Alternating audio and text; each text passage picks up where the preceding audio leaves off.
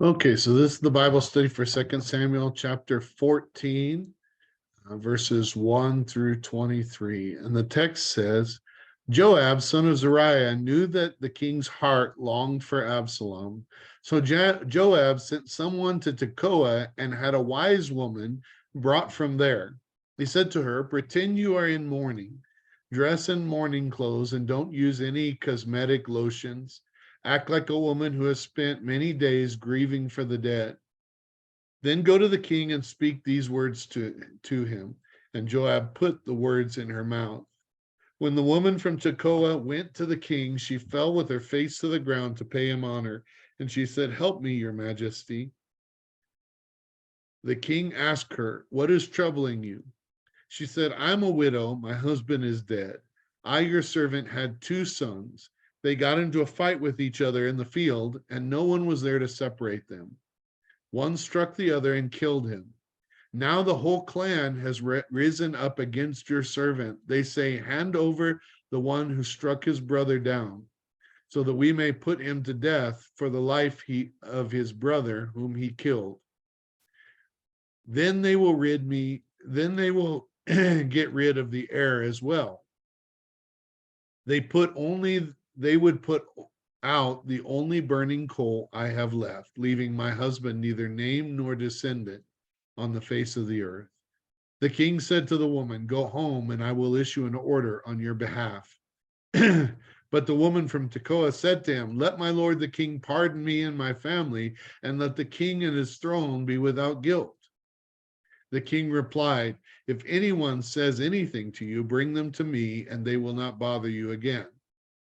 She said, then let the king invoke the Lord, his God, to prevent the avenger of blood from adding to the destruction, so that my son will not be destroyed. As surely as the Lord lives, he said, not one hair of your son's head will fall to the ground. Then the woman said, let your servant speak a word to my lord the king. Speak, he replied. The woman said, why then have you devised a thing like this against the people of God? When the king says this, does he not convict himself? For the king has not brought back his banished son. Like water spilled on the ground, which cannot be recovered, so we must die. But that is not what God desires. Rather, he devises ways so that the banished person does not remain banished from him. And now I have come to say this to my lord the king, because the people have made me afraid. Your servant thought, I will speak to the king. Perhaps he will grant his servant's request. Perhaps the king will agree to deliver his servant from the hand of the man who is trying to cut off both me and my son from God's inheritance. And now your servant says, may the word of the Lord the king secure my inheritance. For my lord the king is like an angel of God, discerning good and evil. May the Lord your God be with you. The king said to the woman, don't keep from me the answer to what I'm going to ask you. Let my lord the king speak, the woman said. The king asked, isn't the hand of Joab with you in all of this? The woman answered, as surely as you live, my lord the king, no one can turn to the right or to the left from anything my lord the king says. Yes, it was your servant Joab who instructed me to do this and put all the words into the mouth of your servant. Your servant Joab did this to change the present situation. My Lord has wisdom like that of an angel of God. He knows everything that happens in the land. The king said to Joab, very well, I will do it. Go bring back the young man Absalom. Joab fell with his face to the ground to pay him honor, and he blessed the king. Joab said, today your servant knows that he has found favor in your eyes, my lord the king, because the king has granted his servant's request. Then Joab went to Geshur and brought Absalom back to Jerusalem. So remember that you can download PDF copies of this Bible study from www.abqnaz.org/alive so that you can follow along with us. And number one says what happened in our text last week in 2 Samuel 13. Do we really have to talk about that again? Well, maybe not. B, well, it ended with Absalom killing Amnon and going into exile. Yes, that's true.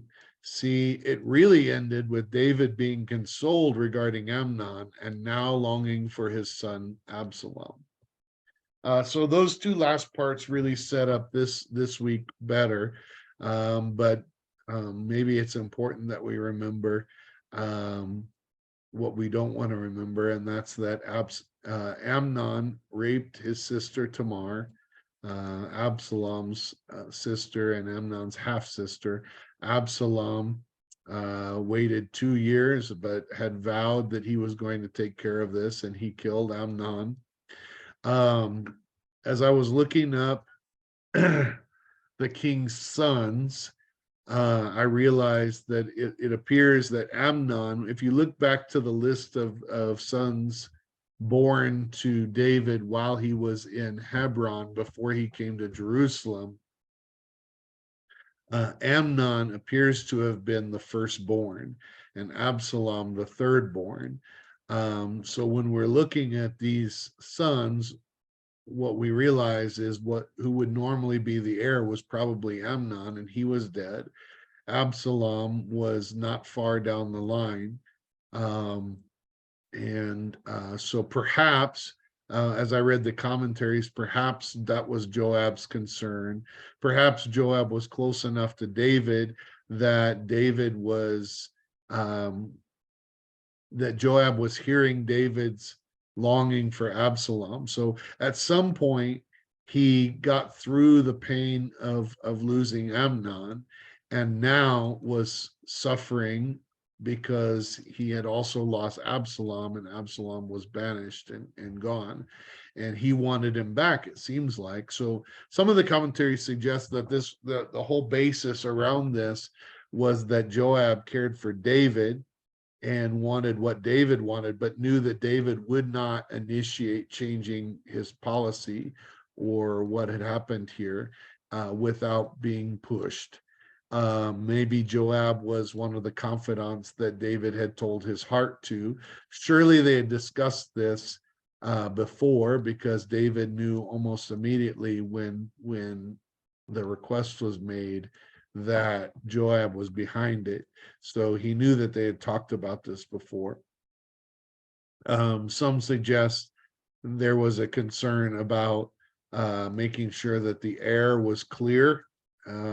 Not the air was clear, but the heir to the throne was clear. That if Absalom was somewhere else, then some people support Absalom, but others might suggest it should be someone else. And so there's not really clarity on whether Joab was right in doing what he does in this passage, or whether he was a trickster. Um, it seems, based on what happens after this, that if Joab wanted Absalom back, then perhaps his judgment was flawed, because Absalom does become a problem in the next text, and I'm not going to give that away just yet. Um, but anyway, all of this begins really more with this idea that David was now consoled regarding Amnon, and now he was longing for Absalom, and Joab seems to be doing what or pushing the king to do what the king probably really wanted to do. Um, but maybe the king really wanted to do it, but knew it was unwise, and that's why he wasn't doing it. So in the end, all we can see is what happens. Not really, there's no judgment in this area over what was really right or wrong in this story, which is strange, because some of it seems like wisdom. There's mention of wisdom and this wise woman, but then some of it seems sort of underhanded and tricky. So number 2 says, what happens now in 14:1 through 3? A, Joab knew that the king's heart longed for Absalom. Yes. B, Joab sent for a wise woman from Tekoa.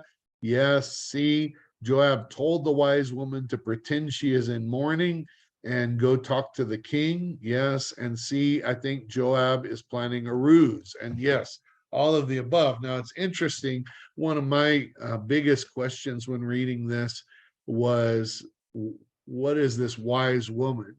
I tended to think he was just looking for an older woman who could believably, plausibly have lost her husband and have grown kids. And maybe that's the case. But probably wise didn't just mean older. Maybe this was a person of standing. Maybe this was a person, I had a question whether this was going to be some sort of seer or that sort of person, somebody who um, was known to be sort of a prophet or something. But if any of that was true, it seems like he wouldn't have needed to plan a ruse because she would have had such standing to be able to say that.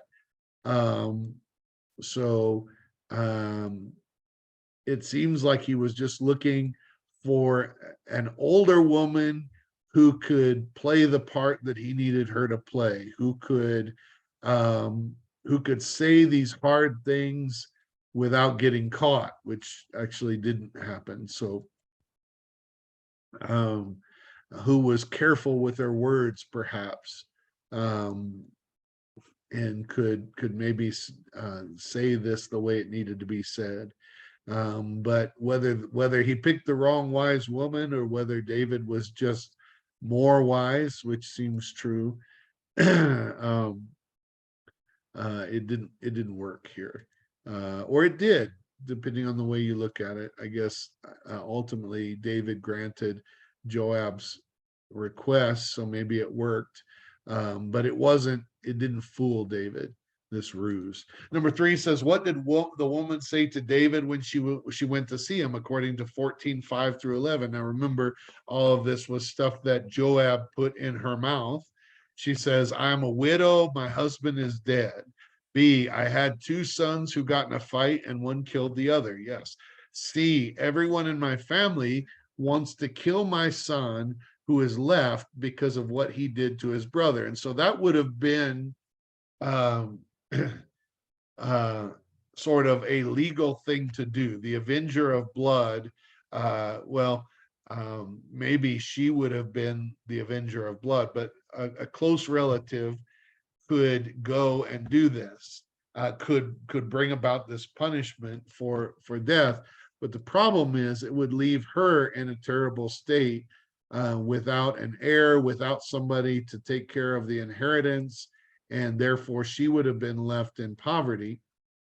By the way, if any of this story was true at all. So the clan is trying to exact justice, and she's uh, calling for mercy, because justice um, would this would be appropriate, but at the same time it would leave her in a worse state. And is that just? That's the question that she's bringing to David for judgment.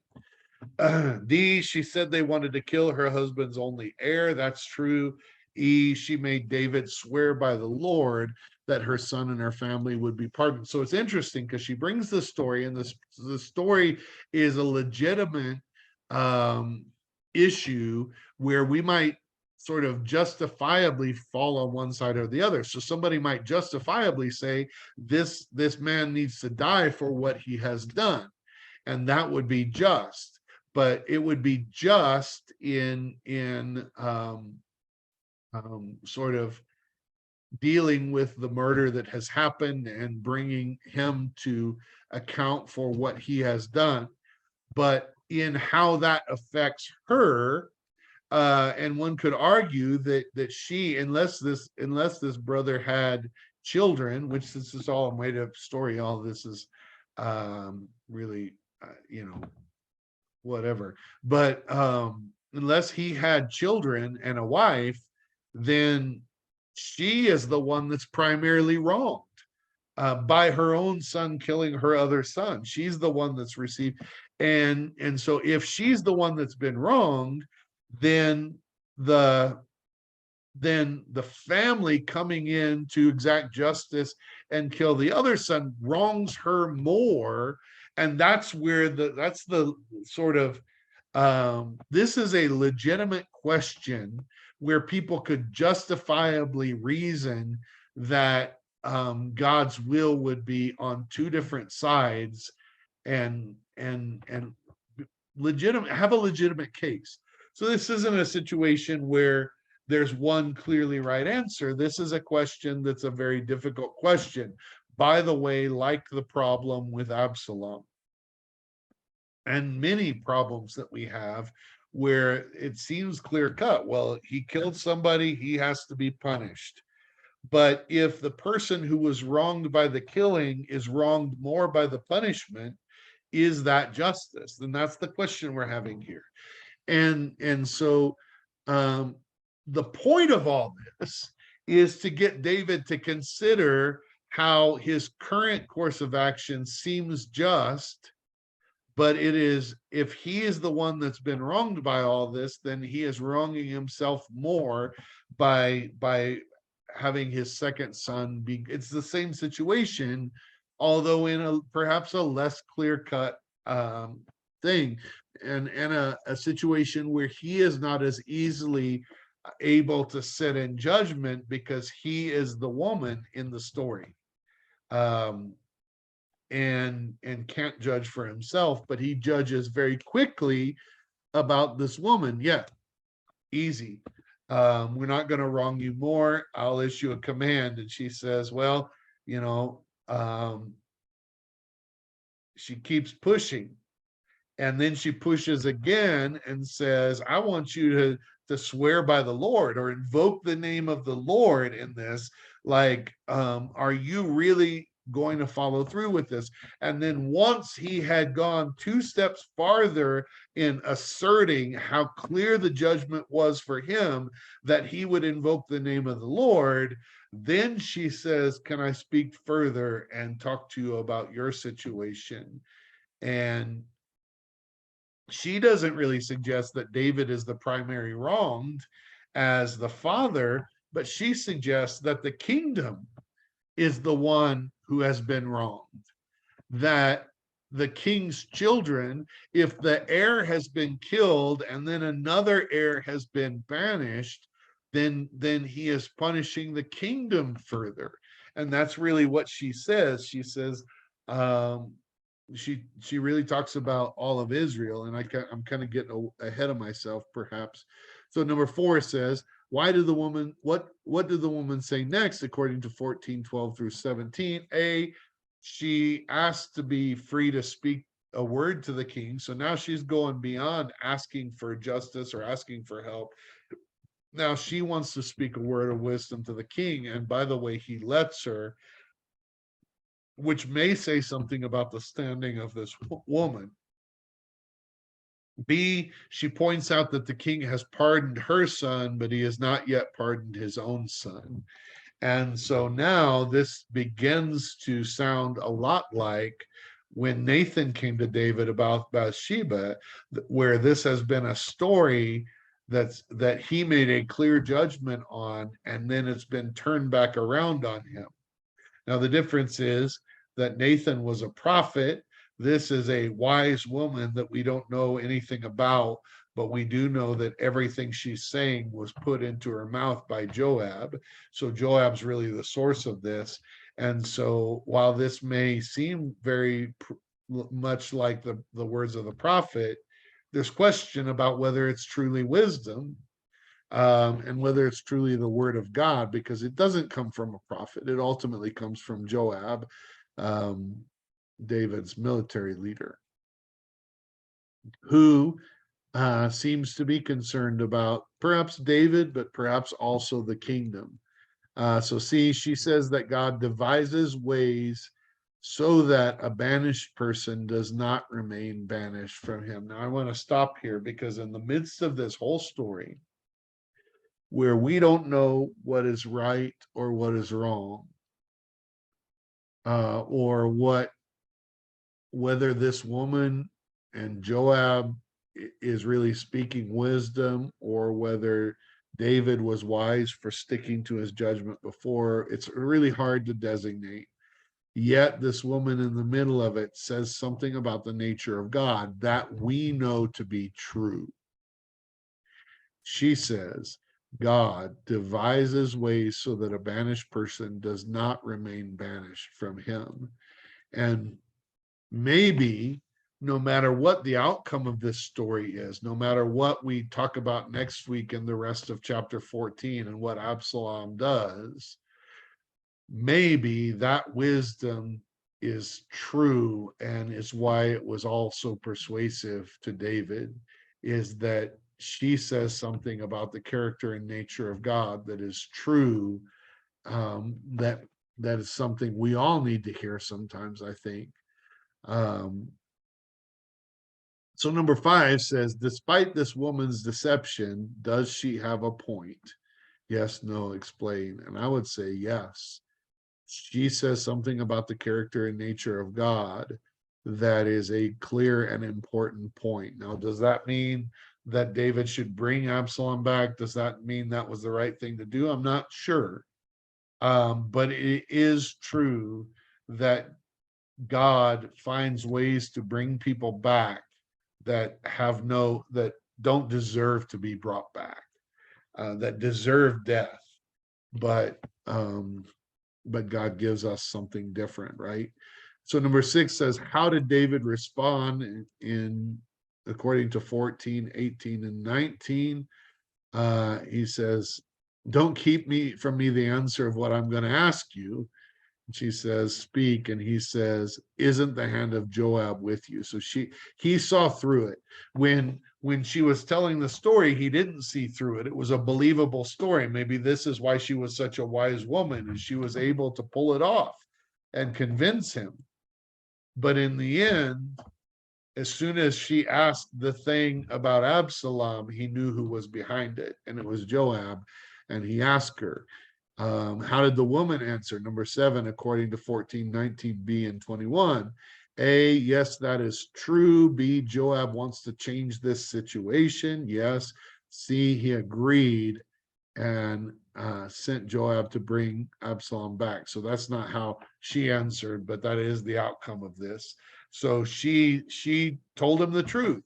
And she said, maybe this is what I should have included there instead of jumping to David's answer, but she said, um, the king is very wise. The king is has wisdom like an angel. The king knows what's going on. You even saw right through this. So you know what should happen, and you know what's going on, and I can't fool you. So I'm just going to tell you. But ultimately, then David does what she asks and brings back Absalom. Number 8 says, what did Joab do when he heard this from the king, according to 14, 22, and 23? A, he fell on his face to the ground to honor the king. B, he thanked the king for agreeing to his request. And C, he did as the king said and went to get Absalom. All this is true. And it's interesting because it's like Joab realized perhaps the problem he might have been in if David did not agree to this, because he had played a trick on the king. But the king, rather than cracking down on Joab, seems to have actually seen the wisdom in what the woman said and what was going on, and therefore agreed to bring Absalom back. Now, was it wise given what we probably know about what Absalom did after this? I've learned that even if the outcome does not seem good, it doesn't mean we didn't do the right thing. And so there have been many times in my experience in ministry that I've had grace for someone that a bunch of people told me I shouldn't have grace for, and they're bad, and don't trust them and watch out for them. And in the end, all those people that said, well, you need to be careful, ended up being right in terms of what happened. But then the question becomes, knowing what I know now, would I still have grace with that person? And many times, even if it turned out wrong, I think the answer still has to be yes, I would still have grace for that person because that's what God did for me, because he devised a way for a banished person to be brought back when I did wrong. And I still feel like that's the right thing. The world's wisdom says, "Fool me once, shame on." What? Let me get it right. Fool me once, shame on you. Fool me twice, shame on me, because I should have known better than to be fooled twice. And to after you already did this to me once. That's the world's wisdom. Um, God, God calls us to have grace for people, even if they turn around and trample on that grace. And so I think the answer is that I can't say whether what David did here was right. I can say that he was convinced by what the woman said when his judgment was clear in her story, and he needed to do that. And then she reminded him also of the nature of God and how what he was going to do, what she was asking him to do, was consistent with the nature of God. So ultimately he did it, and I'm not sure it matters how it turned out. And so this is, look, as a pastor, as a person, I'm an engineer. I am probably by nature legalistic to the bone. I am probably one of the most judgmental persons that you would meet. And God has called me to have mercy and grace for people. And it is so hard. It is even tempting to me when people come to me and tell me how foolish I am for having grace and mercy for certain people. And I should know better, and I shouldn't, I must be being fooled by these people. And I would say that all that is, first of all, stop tempting me. Sometimes I want to say, get behind me, Satan, when somebody's doing that to me, because it's my temptation already, and you're just feeding into that. And I'm convinced that God has told us um, to work with people that are imperfect, to work with people who fail us. And I'm convinced that this is what I'm called to do. And even if it doesn't turn out right, that doesn't mean I did the wrong thing. And I say all that. Um, I was working with a staff member years ago, and and they were kind of felt like I was being mean to them or hard on them because I was correcting something and I was being really persistently hard. Now, some people thought I was way too gracious with that particular person, and I was being fooled, and they were snowing me, and they were convincing me they were better than they were or whatever. But meanwhile, I was being very hard on them in our one-on-one conversations, and they were um, discouraged and said, well, maybe if you feel that way about me, I need to go somewhere else. And I said to them that day, I said, I know your flaws. I watch them. I see them. I know the things that God is working with you on, and He's trying to grow you in. In fact, I know that about every single one of our staff. I know about that person's flaws and that person's flaws. And I said, there's still nobody that I would rather go to battle with. There's nobody that I would rather do ministry with than this group of people, despite their flaws, because we all have flaws, but God is working with us on all of them. And I've chosen to have grace regardless of every flaw that we all have, and to work with you, to work with this group. And I still just feel like that's the answer. We are a bunch of broken people. We are flawed. We let each other down. We shouldn't. We don't try to. Does that mean there's no accountability? No, there is accountability. And the reason I had to say that day was because I was holding him accountable. But I try not to do that in front of everybody else, and I try to do that one-on-one with the people that need to be held accountable. And so there's always somebody else that doesn't think I held this person accountable. And that's true of all of our staff, that one person doesn't think another person is hard enough on these people that they're working with, and yet that they make the same decisions to have grace with the people that we're working with too. So anyway, we don't have to be fooled and think somebody's perfect to choose to continue to work with them. All we have to do is have the grace of God. All we have to do is have God's character poured into us, and then we will work with the people, even if the outcome doesn't turn out well. We will bring Absalom back, even if he's going to betray us. So anyway, in all of this, I'm not sure what the right answer is. I'm not sure, but I've been convinced that the truth of what the woman says about God is enough to say that that's how we ought to behave, even if it doesn't turn out right. From our standards, from the world's standards, from what in the short term, and I would say this is the short term. God looks at eternity, and that's why it's so hard. We are always limited in what we can see of the outcome. Number 9, what should we learn from all of this? A, what Joab did can't have been right. Maybe. B, perhaps sometimes these types of methods are required for people to see the truth of God. This isn't much different from how Nathan talked to David, is it? Maybe. See, I think throughout this mess, we do at least hear a truth about God.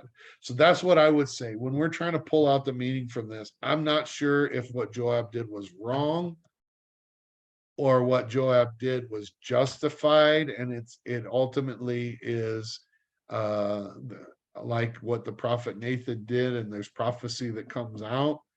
I don't know about any of that. I can't say for sure whether A or B are true, but I can say that C is true, that in the midst of all of this mess, we see a truth of God.